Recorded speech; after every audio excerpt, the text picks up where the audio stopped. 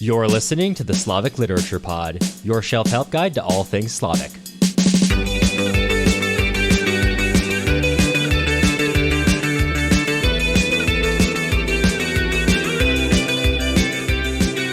I'm Cameron Lalana. And I'm Matt Gerasimovich. And today we're talking about Part 1, Chapter 42 of Vasily Grossman's life and fate, entering a particularly dark part of this book, which is really saying something. Sure is. Yeah, so this one we have again gone to the high level, the bird's eye view to talk about the war, and move away from the individual stories to talk about the event, the momentum, the moment in the war in 1942, covering the various battles that the Nazis are fighting, and sort of a logical explanation that leads up to the moment where the Reich decides to, as Grossman writes, Adolf Hitler and the party leadership had decided upon the final destruction of the Jewish nation. Short chapter, but as usual, as you pointed out, his shortest chapters can be the most gut-wrenching oftentimes. I think that this chapter kind of underscores a certain sense of urgency to everything that we've been reading. Because the book is kind of long. Oh, well, it is long, not kind of long. Maybe our perspective has been shifted a little bit on what Yes. is a long book, but by any real objective measure, it is a long book. Yeah, when people are like, oh, I'm going to read a book every week. I'm like, how are you reading an 800-page book a week? And, it's because they're not. Right. So a lot of the book might seem as though parts of it maybe meander or, aren't completely centrally related to the action. And that's okay. That can be the case sometimes. But I think Grossman uses these chapters to kind of recenter us on what is important. And clearly, this is an important historical moment when, Jews are essentially, denied any rights, more or less, under the law, and are turned over basically to the secret police. This is something that Grossman is working with here when he's talking about sort of why it is that this happens. Sometimes, and this can maybe be the case. It was in part, I guess, for me learning about this from history class and just grade school, but we tend to sometimes think, okay, well, the Nazis decided to do this because they were losing the war. And this was what they, decided the path they were going to pursue. But Grossman's really talking about, the thing with fascism is that it really starts to thrive on victory. They, in this case, they were assured that they were going to win at this moment. And so it was like they could do anything. And they tried this, and obviously it didn't, spoiler alert again, the Nazis didn't end up winning. But this is again like when we get to the sort of Soviet Nazi distinction, it works differently, I think. I don't have quite a cohesive argument on how it works differently, but it does. And we'll get to more of it probably in our longer episode. Right. I think that's a good question to examine the ways in which Grossman is examining both of these powers. But before then, I think it's also worth maybe mentioning too, just as a bit of historical context, when we talk about the decision being made in this fall 1942, it's not as if the Nazis were not pursuing policies of eradication of Jewish peoples prior to the decision to, as Grossman says, to make this full elimination of the Jewish peoples. Up to this point, the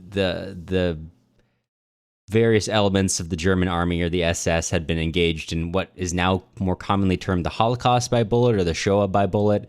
Sometimes even the Shoah or Holocaust by gas, because you have so-called Einsatzgruppen and other individual squads of soldiers who are carrying out mass executions, mass murders of Jews. That even does lead to limited use of gas and in vans, not in camps at this point in time. But still, like, over 1 million people were killed in this Holocaust by bullet, right? And that's something we'll be examining in the coming chapters too. So this decision, I think, is worth being examined in the sense when Grossman says, this comes from the weakness of fascism. It's really worth examining the specific steps which follow this decision which we'll be talking about in the coming chapters, because up to this point, the mass murder had been mass murder, then burial. I don't want to call that like regular or typical in any way, but that's a very specific form of this mass murder. And then the what will happen, what will come next, the camps, the mass cremation of bodies. I think to Grossman, that is a pretty different, that's something worth examining, a change in action. But to get back to your point, like the decisions of fascism, this is something I'm continuing to wrestle with as we go through, in the ways that the Soviet Union and the fascist forces can be compared, but are also really they are, to me, treated tangibly differently. There is a real tragedy, I almost think, in the ways that the Soviet Union is critiqued, whereas there is no tragedy in fascism. The fascist right is an inherently deleterious force whose enemy, as Grossman quite says very plainly, is man itself.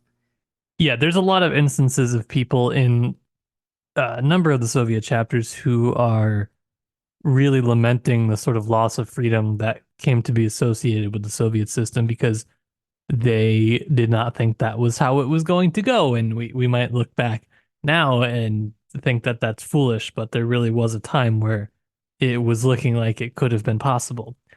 And that there is no chance under fascism for Grossman that it was ever going to lead to more freedom for anybody. So that is one big difference for sure.